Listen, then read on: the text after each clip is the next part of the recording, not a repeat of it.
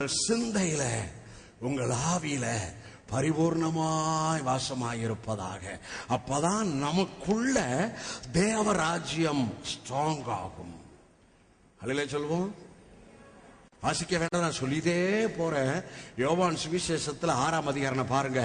யோவான் சுவிசேஷம் 6 என்ன பாருங்க பாருங்க, பைபிளை பாருங்க பாருங்க, வாசிங்க வாசிங்க.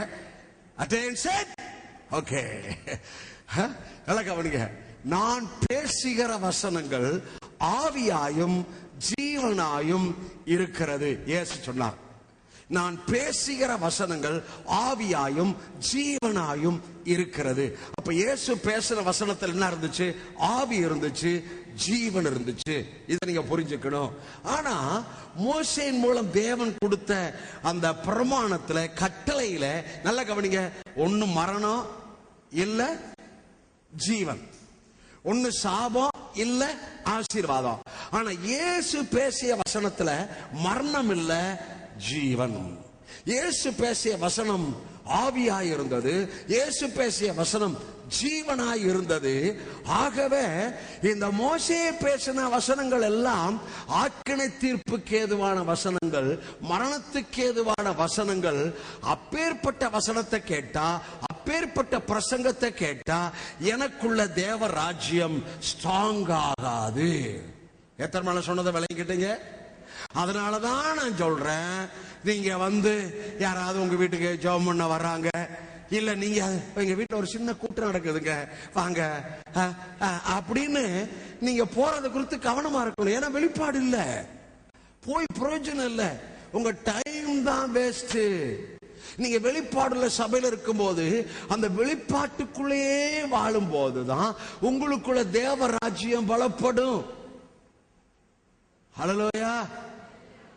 எப்போது கற்றாலும் ஒருபோதும் சத்தியத்தை அறிந்து உணராத பெண் பிள்ளைகளுடைய வீடுகளில் இப்படிப்பட்டவர்கள் பிரவேசித்து அவங்க யாருக்கு வசப்படுத்துகிறார்களாம்? தங்களுக்கு வசப்படுத்துகிறார்கள். ஆகவே கவனம், உங்க வீட்டுக்கு வர்றவங்களை குறித்து கவனம். நீங்க அங்க தீர்க்க தரிசனம் சொல்றாங்க, அங்க ஒரு சின்ன ஜெப கூட்டம் நடக்குது, சும்மா போகாதீங்க. போக வேண்டிய அவசியம் இல்லை, ஏன்னா வெளிப்பாடு இல்லை. எத்தனை நாள் சொன்னதை விளங்கிட்டீங்க? சரி, நான் பேசுகிற வசனம் ஆவியாய் ஜீவனாய் இருக்கிறது. ஆவி என்ன செய்யும்? உயிர்ப்பிக்கும். ஆவி என்ன செய்யும் சொல்லுவேன், நீங்க உயிர்ப்பிக்கும் சொல்லணும். ஆவி என்ன செய்யும்? ஆவி என்ன செய்யும்? ஐயா, மோசையின் நியாயப்பிரமாணம் உயிர்ப்பிக்கிறதல்ல. மோசையின் நியாயப்பிரமாணம் ஆக்கினை தீர்ப்புக்கு ஏதுவானது, மரணத்துக்கு ஏதுவானது. ஆனால் இயேசுவின் ஊழியம் உயிர்ப்பிக்கிற ஊழியம். முத உங்களுக்குள்ள என்ன தொடங்குச்சு? அக்கிரமங்களிலும் பாவங்களிலும் மரித்தவர்களாய் இருந்த நம்மை என்ன பண்ணார்? உயிர்ப்பித்தார். எது உயிர்ப்பித்தது? இயேசுவை குறித்த பிரசங்கம் கேட்டபோது என் ஆவி உயிர்ப்பிக்கப்பட்டது. ஆகவே இயேசு பேசின வசனம் பாருங்க, இயேசு பேசின வார்த்தை பாருங்க, அதுதான் என் சிந்தையில இருக்கணும், என் ஆவியில இருக்கணும். அப்ப எனக்குள்ள தேவராஜ்யம் பலப்படும். சரி, இயேசு பேசிய வசனத்தை உங்களுக்கு நான் சொல்லிட்டே போறேன். இயேசு பேசிய வசனம் மார்த்தால பார்த்து சொன்னார். நீ எத்தனை பேர் மார்த்தால் நம்ம சபையில இருக்க கூடாது? மார்த்தால பார்த்து சொன்னார், மார்த்தாலே நீ அநேக காரியங்களை குறித்து கவலைப்பட்டு கலங்கி கொண்டிருக்கின்றாய். தேவையானது ஒன்றே, மரியாள் தன்னை விட்டு எடுபடாத நல்ல பங்கை. பாத்தீங்களா? இந்த வசனம் உயிர்ப்பிக்குதா? நீங்க யாராவது அநேக காரியத்தை குறித்து கவலைப்பட்டு கலங்கிட்டு இருக்கிறீங்களா? காரணம் என்ன? உங்களுக்குள்ள இயேசு பேசிய வசனம் மேற்கொள்ளல. உங்களுக்குள்ள இயேசு பேசிய வசனம் உங்கள் ஆவியில சிந்தையில இல்ல. அதனாலதான் உங்களுக்கு கவலை வருது. இயேசு பேசிய வசனம் என்ன? இயேசு பேசிய வசனம் என்ன? கவலையை குறித்து, நாளை குறித்து கவலைப்படாதீங்க. இந்த வசனம் உங்க சிந்தையில ஆவியில இருந்தா, நாளை குறித்து கவலைப்படாதுன்னு சொல்லிக்கிறாருமா, நீ ஏமா கவலைப்படுற அப்படின்னு புருஷன் சொல்லுவான். மார்த்தாலே நீ அநேக காரியங்களை குறித்து கவலைப்பட்டு கலங்கி கொண்டிருக்கின்றாய். தேவையானது ஒன்றே, அது யார்? இயேசு. உங்களுக்கு எனக்கு தேவை இயேசுயா. உங்களுக்கு எனக்கு தேவை இயேசு பேசிய வசனம். அதுதான் என் ஆவியை உயிர்ப்பிக்கும். அதுதான் எனக்குள்ள இருக்கிற தேவ ராஜ்யத்தை பலப்படுத்தும், ஸ்ட்ராங் பண்ணும். கரத்தை உயர்த்தி ஹல்லேலூயா. இயேசு பேசிய வசனம் சொல்ற பாருங்க. விபச்சாரத்தினால ஒரு ஸ்திரியை கையுமையுமா பிடிச்சிட்டாங்க. அது 2 பேருக்கு வசனம் பேசினாரு. வேதபாரகருக்கு இயேசு வாயை திறந்து வசனம் பேசினாரு, அந்த ஸ்திரிக்கு இயேசு வாயை திறந்து வசனம் பேசினாரு. 2 பேருக்குள்ள இந்த வசனம் கிரியப்பட்டுச்சு. வேதபார பரிசேயருக்கு என்ன வசனம் பேசினாரு? உங்களில் பாவம் இல்லாதவன் முதலாவது கல்லறிய கடவன். இயேசு பேசிய வசனம் அது அவங்களுக்குள்ள உணர்வை கொண்டு வந்துச்சு. ஏன்னா நல்லா கவனிங்க, இவங்க மோசையின் பிரமாணத்தின்படி விபச்சாரத்தினால் கையுமையுமாய் பிடிக்கப்பட்ட ஸ்திரியை இயேசு இடத்துல கொண்டு வந்து, மோசையின் பிரமாணம் இப்படி சொல்லுது, நீர் என்ன சொல்லுகிறீர்? குற்றம் கண்டுபிடிக்கும் முகாந்தரத்துக்காக இயேசு சொன்னார், உங்களில் பாவம் இல்லாதவன் முதலாவது கல்லறிய கடவன். இயேசு பேசிய வசனம் நல்லா கவனிங்க. சிறியோர் முதல் பெரியோர் முறை எல்லாரும் அந்த இடத்தை விட்டு போயிட்டாங்க. இயேசு சொன்ன வசனம் என்ன? உங்களில் பாவம் இல்லாதவன் முதலாவது. அப்ப அங்க இருந்தவன்லாம் அவனுக்குள்ள என்ன இருந்துச்சு? பாவம் இருந்துச்சு. பாவம் இருக்கிறவன் தான் பாவத்தை குறித்து பேசுவான். இவனுக்குள்ள பாவம் இருக்கு. பாவம் இருக்கிறவன் பாவத்தை குறித்து பேசலாம். தனக்குள்ள இருக்கிற பாவத்தையும் உணர மாட்டான். மற்றவர்கள் பாவத்தை சொல்லிட்டு இருப்பான். ஹலோ, நீ எப்ப மற்றவர்கள் பாவத்தை பின் பாயிண்ட் பண்றையோ, நான் 100% கேரண்டியா சொல்றேன், உன்கிட்ட பாவம் இருக்கு. சரி, ஏசு இந்த ஸ்திரிக்கு என்ன வசனம், என்ன வார்த்தை பேசுறாரு? நான் உன்னை ஆக்கினைக்குள்ளாய் தீர்க்கிறதில்லை, நீ போ, இனி பாவம் செய்யாது. ஏன் சொன்னாரு? அவருக்கு தீர்க்க தரிசனம் தெரியும். யோவான் சுவிசேஷம் 3ஆம் அதிகாரம், உலகத்தை ஆக்கினைக்குள்ளாய் தீர்க்கும்படி தேவன் தம்முடைய குமாரனை அனுப்பாமல் உலகத்தை ரட்சிப்பதற்காய் தேவன் தம்முடைய குமாரனை அனுப்பினார் என்று இயேசுவுக்கு தெரியும்.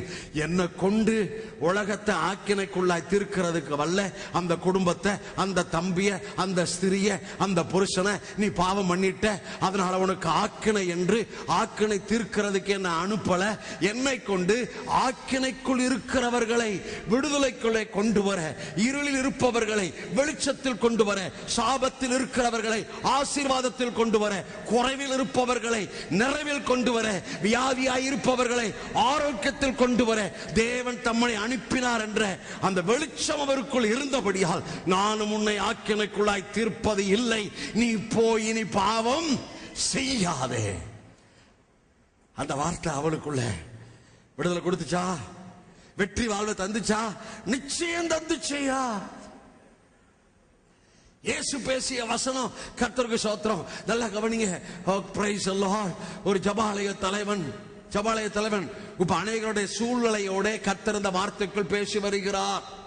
ஒரு ஜெபாலய தலைவன், கர்த்தருக்கு ஸ்தோத்திரம், போதகரே, என் மகள் மரண அவஸ்தையாய் படுகிறாள், நீர் வந்து அவளை சுஸ்தப்படுத்த வேண்டும் என்று சொல்லி அழைத்து கொண்டு போவதை பார்க்கிறோம். போற வழியில ஒரு பெரும்பாடுள்ள ஸ்திரீ அங்கே பெரிய அற்புத சுகத்தை பெற்றுக்கொண்டாள்.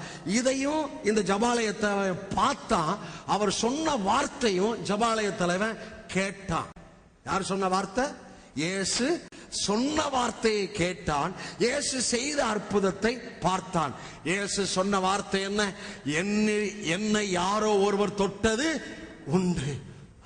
எல்லாரும் ஆச்சரியப்படுறாங்க. என்ன இவ்வளவு பெரிய கூட்டம் இருக்கிறப்ப என்ன யாரோ ஒருத்தர் தொட்டது உண்டுன்னு சொல்றாரு. சீசர்கள் ஆச்சரியப்படுறாங்க, எல்லாரும் ஆச்சரியப்படுறாங்க. ஆனா இயேசு சொன்னார், என்னிடத்திலிருந்து வல்லமை புறப்பட்டதை அறிந்திருக்கிறேன்.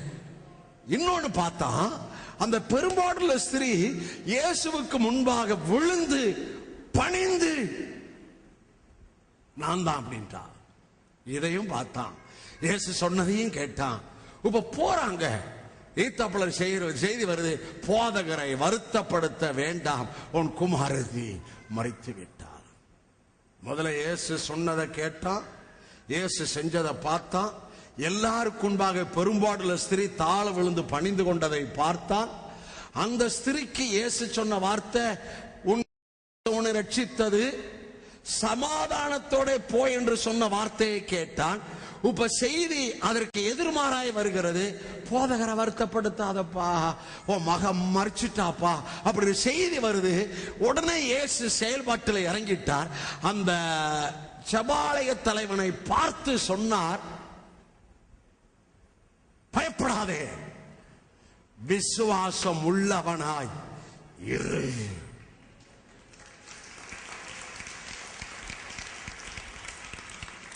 இன்னைக்கு யாரையோ பார்த்து கர்த்தர் சொல்லுகிறார். ஒருவேளை பயத்தோட வந்திருக்கலாம்.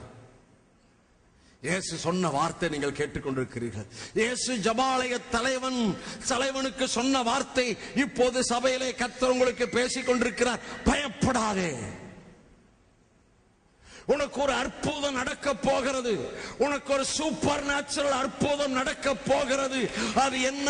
12 வயதுள்ள அந்த குமாரத்தியை, வாலிப பெண்ணை இயேசு உயிரோடு எழுப்பினார். அப்படி ஒரு சூப்பர் நேச்சுரல் உனக்கு நடப்பதற்கு முன்பாக அதற்கு மாறான சம்பவங்கள் இப்போது நடந்து கொண்டிருக்கிறது. Please listen. உனக்கு ஒரு சூப்பர் நேச்சுரல் நடப்பதற்கு முன்பாக இயேசு அங்கே இடைப்பட்டு, இயேசு வார்த்தையை பேசி, இயேசு வார்த்தையை அனுப்பி உன் சூழ்நிலையிலே ஒரு சூப்பர் நேச்சுரல் அற்புதம் செய்வதற்கு முன்பாக நீ பார்க்கிற சம்பவங்களும் நீ கேட்கிற செய்தியும் மாறாக இருக்கிறது, எதிர்மாறாக இருக்கிறது. அது என்ன? உன் குமாரத்தி மரித்து விட்டால். ஆனால் தேவன் இப்போது உன்னை பார்த்து சொல்கிறார், பயப்படாதே, விசுவாசம் உள்ளவனாயிரு, உன் மகள் பிழைத்திருக்கிறார். உனக்கு ஒரு அற்புதம், உனக்கு ஒரு சூப்பர் நேச்சுரல் என்னிடத்திலே உண்டு.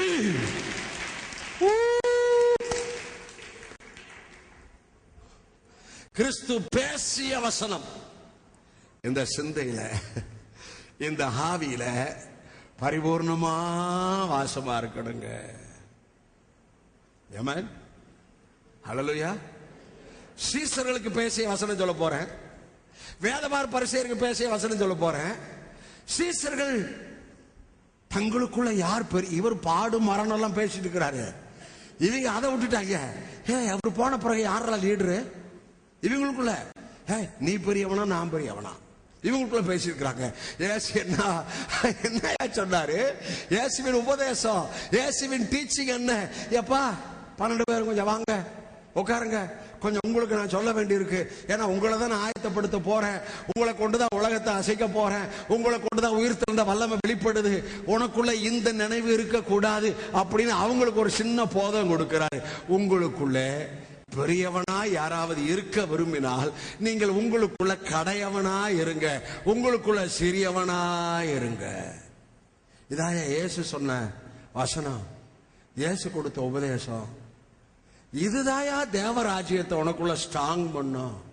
அதை செய்யாத, நீ சரியில்லை, நீ ஒழுங்கா வேத வாசிக்கல, ஒழுங்கா ஜெபம் பண்ணல, ஒழுங்கா சபைக்கு வரல, அது தேவராஜ்யத்தை உனக்குள்ளே பலப்படுத்தாது. உன்னை குற்ற உணர்வுக்குள்ளே வைத்திருக்கும், உன்னை வெட்கத்துக்குள்ளும் தலைகுனிவுக்குள்ளும் வைத்திருக்கும். உனக்குள்ளே கிறிஸ்துவின் வாழ்வோ, கிறிஸ்துவின் சாட்சியோ, கிறிஸ்துவின் கனிகளோ வெளிப்படுவதற்கு அப்பேற்பட்ட உபதேசங்கள், அப்பேற்பட்ட பிரசங்கள் உனக்கு உதவி செய்யாது. ஹல்லேலூயா. அவங்கள பார்த்து சொன்னாரு, நீங்கள் ஒருவரில் ஒருவர் அன்புள்ளவர்களாய் இருந்தால் அதனால் என்னுடைய சீஷர்கள் என்று அறிந்து கொள்வார்கள். ஆமென். கரத்தை உயர்த்து. ஹல்லேலூயா, ஹல்லேலூயா, ஹல்லேலூயா. இயேசு பிதாவிடத்துல போகும்படியான வேலை வந்துருச்சு. இயேசு சொன்ன வசனம், என்னிடத்தில் சமாதானம் உண்டாயிருக்கும் பொட்டு இவைகளை நான் உங்களுக்கு சொல்லுகிறேன். உலகத்தில் உங்களுக்கு உபத்திரவம் உண்டு. இன்றைக்கு அதே வார்த்தை உங்களுக்கு சொல்லிக் கொண்டிருக்கிறார். சகோதரனே, சகோதரியே, உலகத்தில் உனக்கு உபத்திரவம் உண்டு. கிறிஸ்துவுக்குள் தேவ பக்தியா நடக்க விரும்புகிற யாவரும் துன்பப்படுவார்கள். ஆனால் இயேசு அதோடு நிறுத்திவிடவில்லை. திடன்கொள். ஆமென். திடன்கொள், நான் உலகத்தை ஜெயித்தேன். உனக்கு வருகிற உபத்திரவத்தை நான் ஏற்கனவே ஜெயித்துட்டேன். ஆகிய உனக்கு உபத்திரம் வரும்போது நீ மனிதனை பார்க்காத, மனுஷனுடைய வார்த்தையை கேட்காத. உனக்கு உபத்திரம் வரும்போது என்னை பார். தமக்கு முன்பா வைத்திருந்த சந்தோஷத்தின் பொருட்டு அவமானத்தை எண்ணாமல் சிலுவையை சகித்து தேவனுடைய வலது பார்சத்தில் வீற்றிருக்கிற என்னை பார். ஆகவே உன் ஆத்துமாவிலே இளைப்படைந்து விடாதபடி விபரீதமான பாடுகளை சகித்த அவரையே நினைத்துக்கொள். அவர் சொன்ன வசனங்களை நினைத்துக்கொள். அதற்குள்ளே உனக்குள்ளே தேவராஜ்யம் ஸ்ட்ராங். ஆமென். லிசன். யோவான் சுவிசேஷம் 14ஆம் அதிகாரம் 1ஆம் வசனம். உங்கள் இருதயம் பயப்படுங்க, பெருமூச்சு விடுங்க, கண்ணீர் விடுங்க. எனக்கு என்ன இப்படியோ, இது எவ்வளவு நாளா அப்படின்னு அப்படியே தலைகுணுவாருங்க அப்படின்னு சொன்னாரா? உங்கள் இருதயம் கலங்காதிருப்பதாக தேவனிடத்தில் விசுவாசமாய் இருங்கள், என்னிடத்தில் விசுவாசமாய் இருங்கள். இயேசு பேசிய வார்த்தை ஒவ்வொன்றும் நம்பிக்கை தருகிற வார்த்தை, ஜீவன் தருகிற வார்த்தை, அவர்கள் ஆவி உயிர்ப்பிக்கிற வார்த்தை, அவர்கள் எதிர்காலத்தை குறித்த ஒரு எதிர்பார்ப்பை உண்டு பண்ணுகிற வார்த்தை. உங்கள் இருதயம் கலங்காதிருப்பதாக தேவனிடத்தில் விசுவாசமாய் இருங்கள், என்னிடத்தில் விசுவாசமாய் இருங்கள். பிதாவின் வீட்டில் அநேக வாசஸ்தலங்கள் உண்டு, அப்படி இல்லாதிருந்தால் சொல்லி இருப்பேன். உங்களுக்காக ஒரு ஸ்தலத்தை ஆயத்தம் பண்ணி பின்பு நான் இருக்கிற இடத்துல நீங்களும் இருக்கும்படி திரும்ப வந்து உங்களை நான் சேர்த்துக் கொள்வேன், உங்களை நான் கூட்டி போவேன். இதாங்க இயேசு பேசிய வசனம். இதுதான் என் மனசுல என் ஆவியில பரிபூர்ணமா இருக்கணும். இதுதான் இயேசுவின் பிரசங்கம். இயேசுவின் சபையில இயேசுவின் பிரசங்கம்ல பண்ணணும். இயேசுவின் சபையில ஆண்டவர் செஞ்சு முடிச்சுட்டார், நியாயப்பிரமாணத்தை நிறைவேற்றிட்டாரு. நியாயப்பிரமாணத்தை பிரசங்கம் பண்ணா இயேசுவின் சபையில இருக்கிற மக்களுக்குள்ள தேவராஜ்யம் பலப்படாது. ஏய், மறுபடியும் சொல்றேன், அந்த கூட்டம் இந்த கூட்டம் அலையாத, ஓடாத. எனக்கு வெளிப்பாடு வந்துகிட்டே இருக்கும். காலையில வாக்கிங் போயிட்டு வந்துட்டு இருக்கிறேன். இன்னைக்கு 5:30 மணிக்கே 5:15 மணிக்கே உள்ள செட் போர்ட்ல நனைஞ்சாச்சு. செட் போர்ட்ல அப்பா 5:15 இருந்து 6:15 வரைக்கும் ஒரே குருவி பாட்டு, ஒரே காக்கா பாட்டு, ஒரே ஆராதனை. அது ஆராதனை ஆரம்பிச்சிருது. 6:15 அப்படியே சவுண்டு குறைஞ்சிருச்சு. நீங்க காலையில எந்திரிச்சோட முதல்ல ஆராதனை ஆரம்பிச்சுதான் மீதி எல்லாம் நடக்கணும். ஓகே, அது இருக்கட்டும். திரும்பி வர்றப்ப கர்த்தர் சொல்றாரு, இந்த வேதவா பரிசேயரை குறித்து இயேசு சொன்னார், ஒருத்தனை ஆதாயப்படுத்தும்படி பூமியின் சமுத்திரம் மட்டும் தேடி அவனை ஆதாயப்படுத்துறாங்களாம். ஆத்துமா ஆதாயம், ஆத்துமா ஆதாயம் சொல்லி இன்னைக்கு அநேக சபையில ஆத்துமாக்கள் அழிந்து கொண்டு இருக்கிறது. ஆத்துமாக்களை ஆதாயப்படுத்தி கொண்டு வா, ஈச் ஒன் கேட்ச் ஒன். அடுத்த வாரம் சபைக்கு வரும்போது ஒரு ஆத்துமாவோட வா. இவங்க என்னெல்லாம் இதுல இருக்கு, சபையின் வளர்ச்சியில இருக்கு. ஆனா இயேசு அவங்களுக்குள்ள வளருவதை குறித்து இல்லை. என்ன சொன்னார் அவர்களை குறித்து? ஒரு சில ஆதாயப்படுத்தும்படி பூமியில் சமுத்திரம் மட்டும் போய் ஆதாயப்படுத்துறீங்க. ஆதாயப்படுத்தின உடனே உங்க உபதேசத்தை கொடுத்து, நீங்க நியாயப்பிரமாணத்தை கொடுத்து அவனை என்ன பிள்ளை ஆகிட்டீங்க? நரகத்தின் பிள்ளை ஆக்கிட்டீங்க.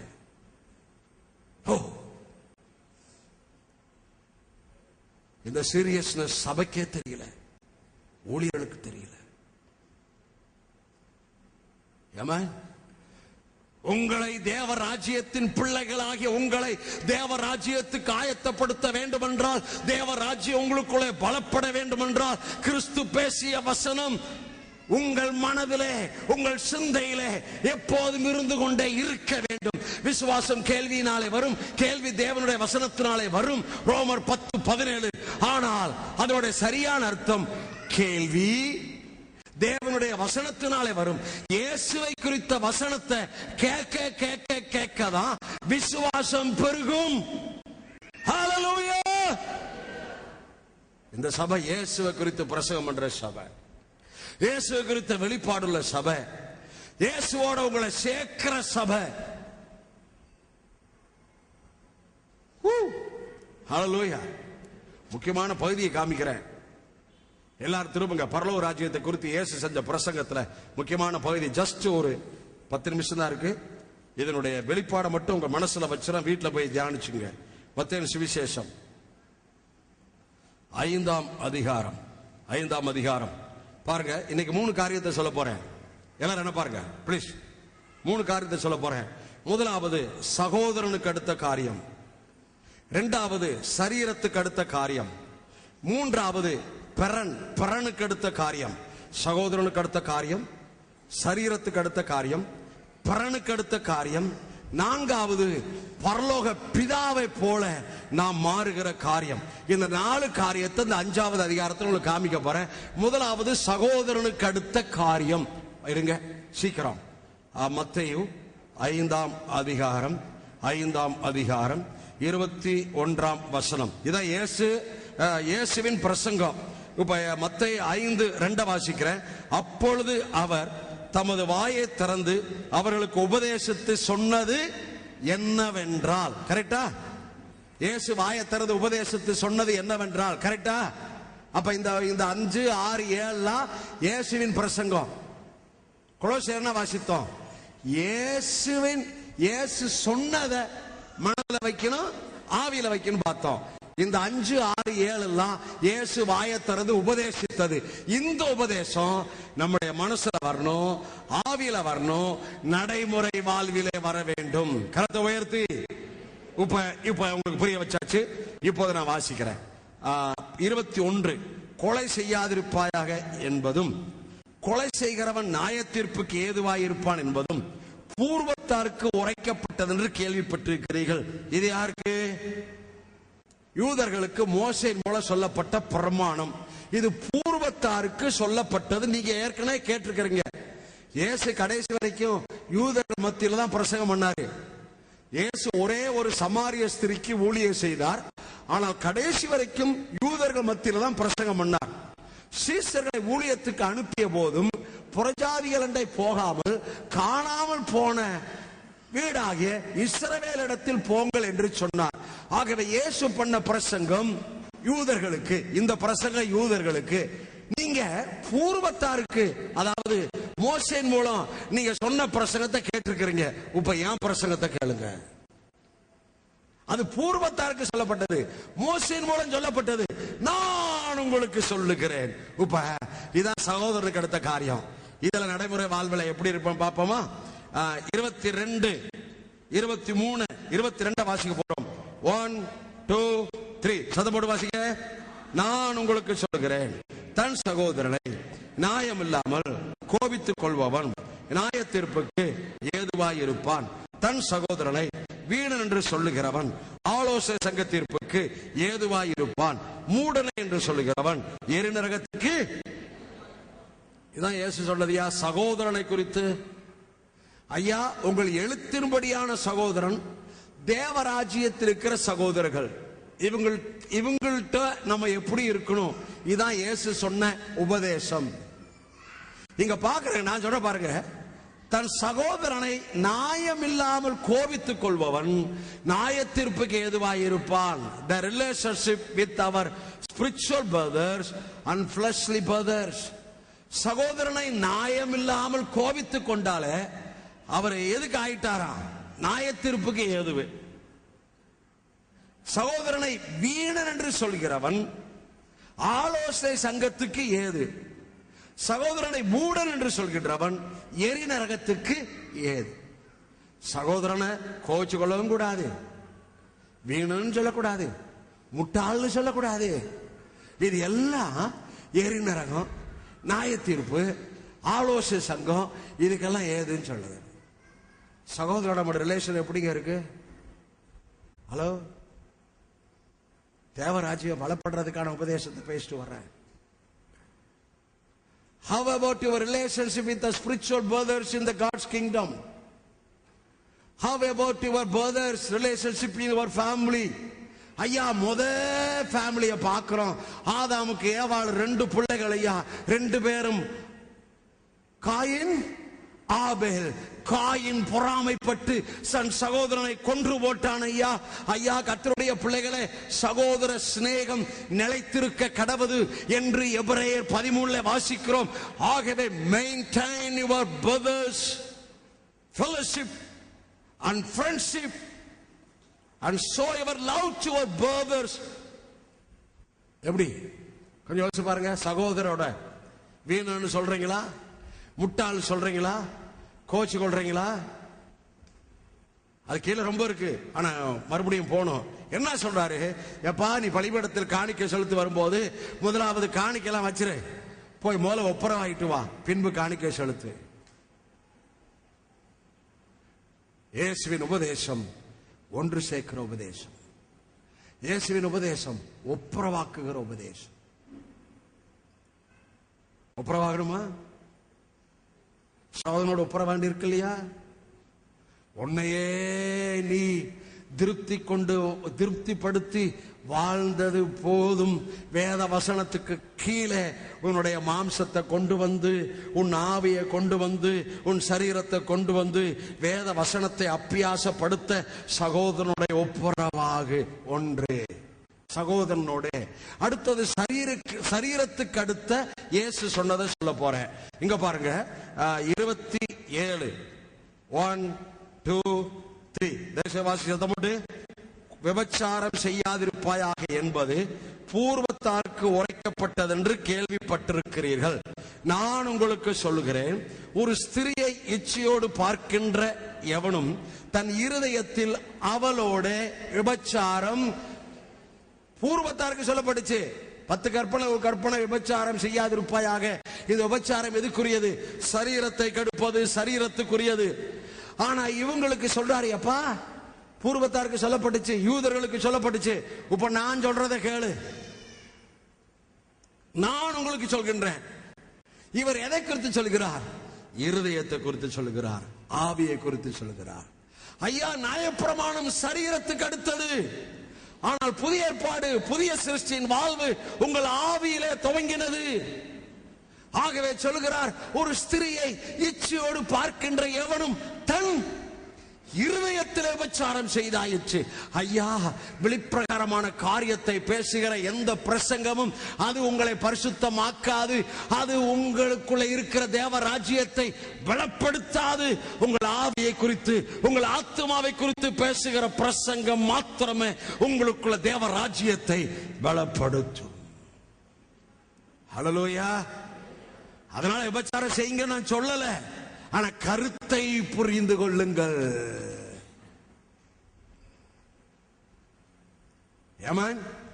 முதலாவது சகோதரனுக்கு அடுத்தது, இரண்டாவது சரீரத்துக்கு அடுத்தது. சரீரத்தில் எது முக்கியம்?